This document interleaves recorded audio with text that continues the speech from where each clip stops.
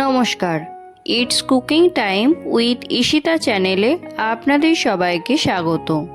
আজকে আমার রেসিপি কম সময়ে, কম উপকরণে, কম তেল এবং বিনা মশলাতে গন্ধরাজ রুই। মাছের একঘেয়েমি কালিয়া বা সর্ষে খেতে ভালো না লাগলে এই রেসিপিটি ট্রাই করে খেতে পারেন। এই রেসিপিটি বাড়িতে যে কোনো ছোটোখাটো অনুষ্ঠানে বানালে খেয়ে কিন্তু সকলেই আপনার প্রশংসা করবে। তাহলে দেরি না করে চটপট দেখে নেওয়া যাক আজকের এই রেসিপিটি। গন্ধরাজ রুই বানানোর জন্য এখানে নিয়েছি 3 পিস রুই মাছ। এখানে আমি চাকার পিস নিয়েছি। আপনারা চাইলে পেটি বা গাদির পিস দিয়ে বানাতে পারেন। ম্যারিনেশনের জন্য মাছের মধ্যে দিলাম পরিমাণ মতো লবণ, দিলাম 1 চামচ গোলমরিচের গুঁড়ো, আর দিলাম গন্ধরাজ লেবুর রস।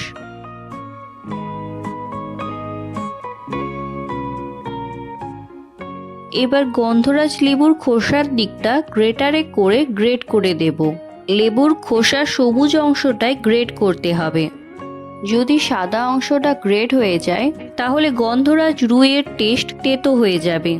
তাই এই কাজটা করার সময় একটু খেয়াল রাখবেন। লেবুর খোসা বেশি দেওয়ার প্রয়োজন নেই, অল্প একটু দিলেই হবে। আপনারা চাইলে রুই মাছের পরিবর্তে অন্য যে কোনো মাছ দিয়ে এই রেসিপিটি বানাতে পারেন। এবার মাছগুলো ভালো করে ম্যারিনেট করে 5 মিনিটের জন্য রেখে দিলাম। গন্ধরাজ রুইয়ের গ্রেভি বানানোর জন্য একটা পেস্ট তৈরি করতে হবে। তার জন্য মিক্সিং জারের মধ্যে দিলাম 100 গ্রাম টক দই, 1 চামচ কাজু, একটা গোটা কাঁচা লঙ্কা। এবার সমস্ত কিছু ভালো করে পেস্ট করে নেব। দেখুন, পেস্টটা এই রকম বানাতে হবে।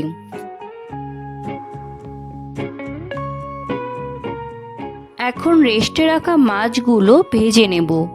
তাই কড়াইতে দিলাম কিছুটা পরিমাণে সর্ষের তেল, 1 চামচ লবণ। মাছ ভাজার সময় কড়াইতে লবণ দিলে মাছ কড়াইয়ের গায়ে আটকে যাবে না, তাই মাছ ভাজার সময় অবশ্যই লবণ দেবেন। এই সময় গ্যাসের ফ্লেম হাই রাখতে হবে। তেল ভালো মতো গরম হয়ে গেলে মাছের পিসগুলো একে একে কড়াইতে দিয়ে দিতে হবে।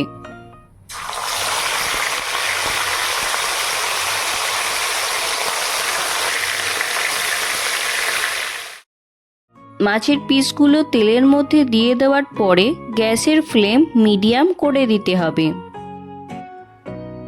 ঢাকা দিয়ে 1 মিনিটের জন্য অপেক্ষা করব। 1 মিনিট পর ঢাকনা খুলে মাছের অপর পিঠটা উল্টে দিলাম।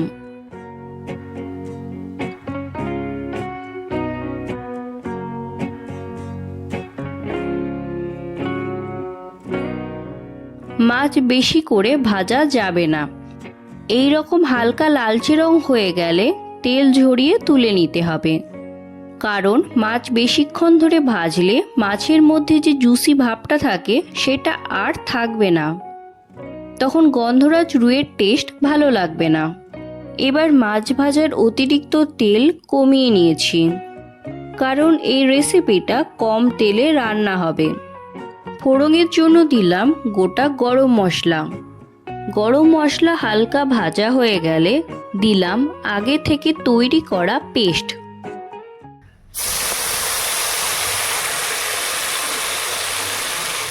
যেহেতু পেস্টের মধ্যে কাজু এবং টক দই আছে, তাই পেস্টটা দেওয়ার আগে গ্যাসের ফ্লেম লো করে দিতে হবে।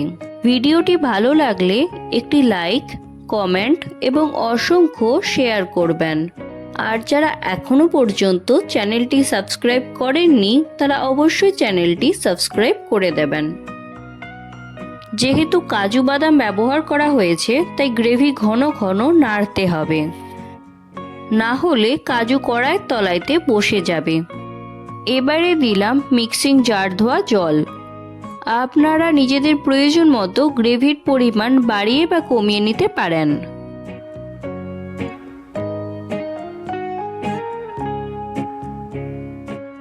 টেস্ট ব্যালেন্স রাখার জন্য লবণ এবং চিনি ব্যবহার করেছি।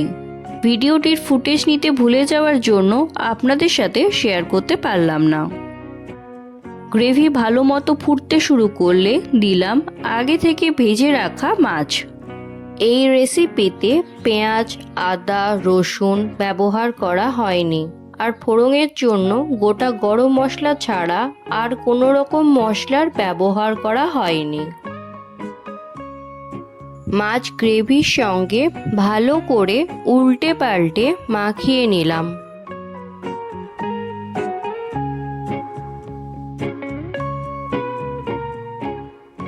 কয়েক সেকেন্ড ফুটিয়ে নেওয়ার পরে ওভেন অফ করে দিলাম। এবারে দিলাম কিছুটা পরিমাণে গন্ধরাজ লেবুর রস। গন্ধরাজ রুই বানাতে লেবু স্লাইস ব্যবহার করিনি, কারণ লেবু স্লাইস ব্যবহার করলে গ্রেভি তেতো হয়ে যেতে পারে। অবশ্যই ওভেন অফ করার পরে লেবুর রস ব্যবহার করবেন। এখন ঢাকা দিয়ে 5 মিনিটের জন্য স্ট্যান্ডিং টাইমে রাখতে হবে। এবার ঢাকা খুলে পরিবেশন করব গন্ধরাজ রুই। তাহলে দেখতেই পেলেন কত কম সময়ে, কম উপকরণে, কম তেল এবং মশলা ছাড়া টেস্টি গন্ধরাজ রুই তৈরি হয়ে গেল। রেসিপিটি অবশ্যই একবার ট্রাই করবেন আর খেতে কেমন হয়েছে তা কমেন্ট বক্সে জানাবেন। তাহলে আজ এখানেই বিদায় নিচ্ছি। দেখা হবে অন্য একটি ভিডিওতে। ভালো থাকবেন। ভিডিওটি সম্পূর্ণ দেখার জন্য ধন্যবাদ।